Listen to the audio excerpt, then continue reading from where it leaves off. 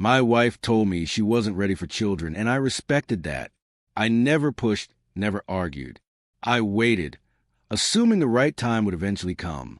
But then I found a message, one she sent to her ex. The same day, I finalized our anniversary trip. It said, "I never wanted his children. I wanted yours." I didn't confront her. I didn't say a word. That was 3 weeks ago. Today, she got a letter from immigration, and my phone lit up with 42 missed calls. I wasn't looking for an excuse to walk away. In fact, I was trying to bridge the distance between us.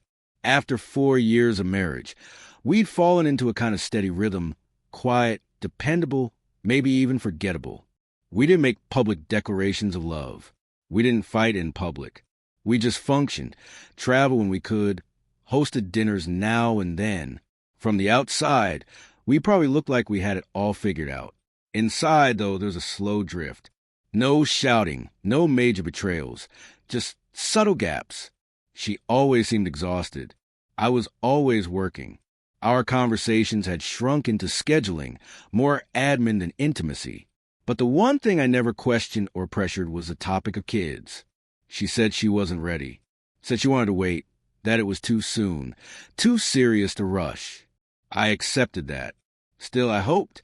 So, I planned a small trip for our anniversary. Just a few days in Montreal. Somewhere slower, romantic, filled with little things she liked. Old buildings, cozy cafes, flaky pastries that took way too long to make. I booked dinner spots, found a boutique hotel with a rooftop patio, even printed itineraries.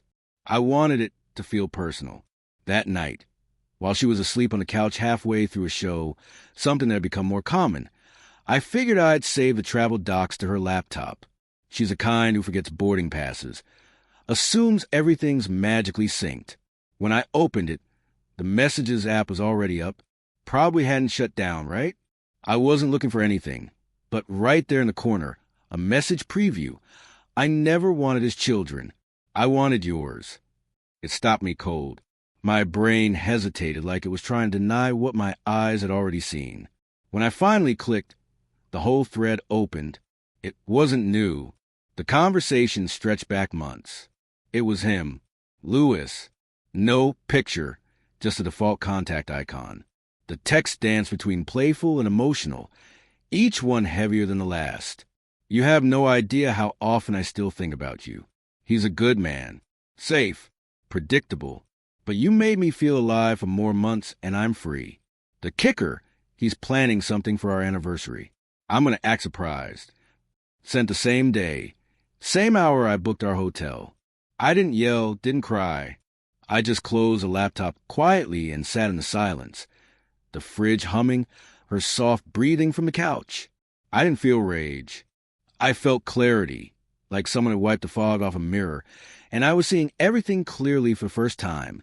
I replayed every moment I'd overlooked.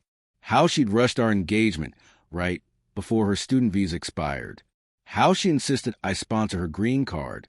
How she dodged questions about her ex.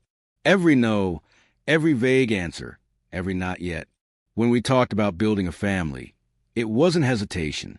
It was a lie. It wasn't about time. It was about me. The next morning, she asked if I touched her laptop. Said it was glitchy. I told her no, probably just a sleep mode issue. She made coffee, kissed me on the cheek, ranted about her office's new manager, like nothing had happened. I let it stay that way. I needed her to keep believing we were fine. That day, I called Ben. We hadn't talked in years, but he was sharp, an immigration lawyer I'd built a custom CRM for back when I was freelancing. I didn't spill everything, just said I had questions about marriage-based immigration. He got to the point. Is she still conditional, or does she have her 10-year card? I checked. She was permanent now. 2-year window had passed. He told me that even with a permanent status, I could still file a fraud report if I had reason to believe the marriage wasn't genuine. They don't ignore those. I asked what I'd need. He said documentation, timelines, communication, texts, emails, anything showing intent. I already had it all. Screenshots, message history, timestamps, the anniversary messages, the ones where she said she'd be free soon. I asked about the support form, the 864. Ben told me to file a separate form, and I, 865, to withdraw my affidavit of support. It wouldn't erase the past obligation, but it would notify the government I was no longer backing her and suspected fraud. It would help if things escalated. That night, I got to work. I backed up every message, took screenshots, downloaded logs when I booked the trip, grabbed photos, emails, even old texts from when we were filing her paperwork, ones where she thanked me for helping her chase her dreams here. By midnight, I had a folder on my desktop. Ariana I-864I, 865 evidence packet. She still thought we were going to Montreal. The next week was about prep, logistics. It wasn't hard. You learn a lot working contracts, how to cover yourself, how to build a paper trail, how to quietly cut ties while keeping things looking normal. I never thought I'd use those skills on my own wife. Ariana didn't suspect a thing. She was thrilled about the Montreal trip, gushing over it like she hadn't just texted another man saying she wanted to have his children. She even left a post-it note on my desk one morning, "You're too good to me."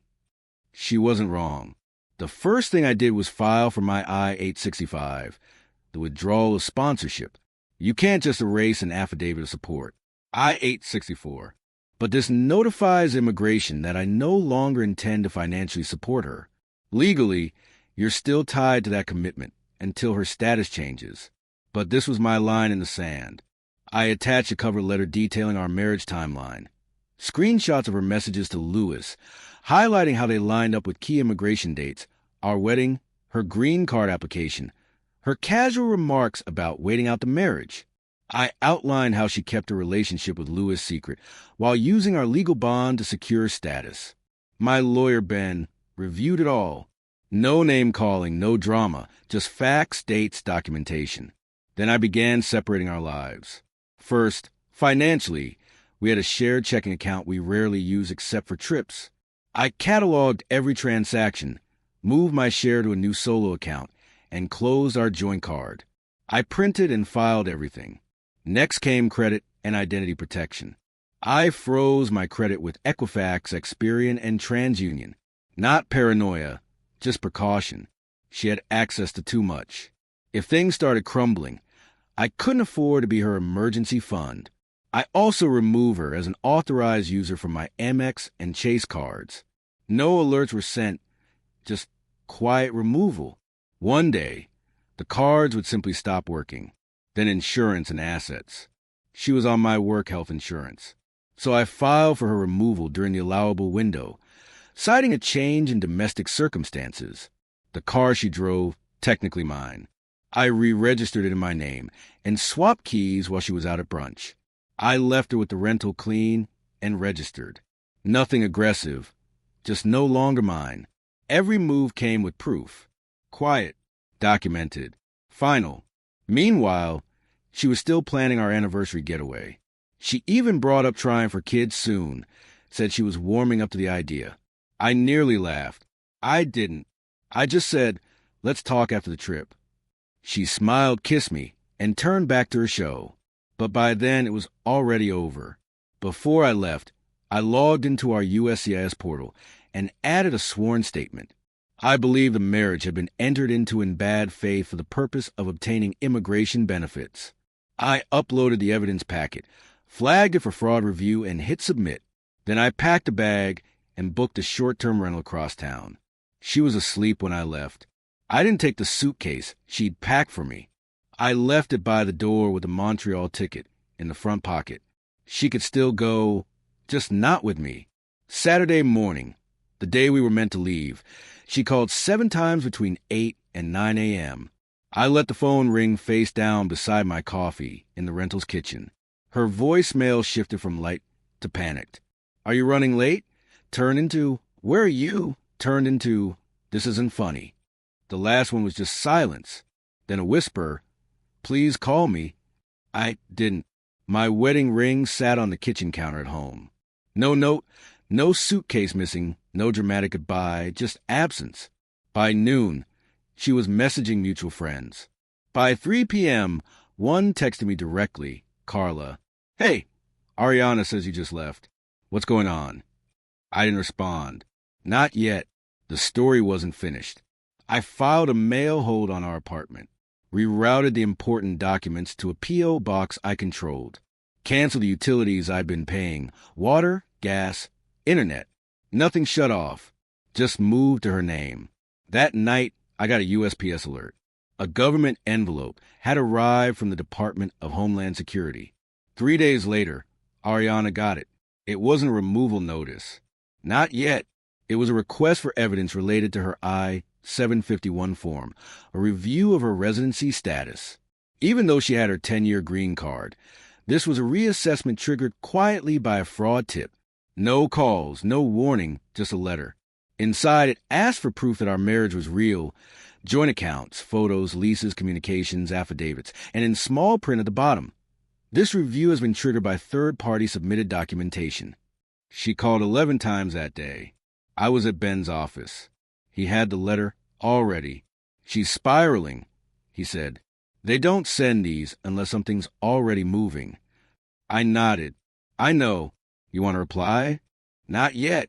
That night, the call stopped. She sent an email instead. Subject line: I deserve an explanation. No apology, just confusion.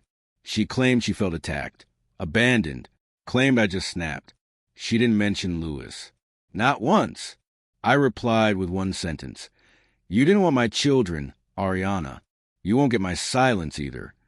3 days passed before I heard anything else. Then a message from an unknown number. Lewis won't answer me. Of course he wouldn't. His name and social handles were all in the fraud packet. Not out of spite, out of clarity. 3 weeks later, the next envelope arrived. I didn't see her open it. Didn't need to. I already knew. Look, the moment someone realizes it's over, not panic, stillness. I had the same letter forwarded by my lawyer. It was a notice of intent to deny her I-751 was being rejected. USCIS had reviewed everything I submitted, flagged inconsistencies in her story, and escalated her file to fraud review. Her status supervised, her green card in limbo, her work authorization wouldn't auto-renew. She couldn't leave the country, and she'd have to prove the marriage was real. Without me, she couldn't. Because it wasn't. Word got back to me through mutuals. She tried reaching out to Lewis again. No luck. A college friend said Ariana was going through something, that she might lose her job. Her work visa was tied to her green card. The nonprofit she worked for was notified of the pending status change. They didn't fire her, but her promotion was paused. HR review. They called it just a formality. That's how it starts. Then she texted me again. You didn't have to destroy my life. I stared at the message for a while before responding. I didn't. You build on a countdown. She didn't reply. That was the last message. 2 months later, I cleaned out the garage. It was mostly her stuff. College books, a broken chair, boxes. One in the back. I knew before I even opened it. Baby shoes still in the tissue paper. I bought them 2 years earlier. In one of those quiet moments when I thought maybe we were ready. I never gave them to her. They were soft blue, size 0. I didn't keep them. I took them to a nearby shelter for immigrant families, left them at the front desk with a sealed envelope taped to the lid. Inside was a note handwritten for someone ready to build a future, not borrow one. The receptionist didn't ask questions. I didn't leave a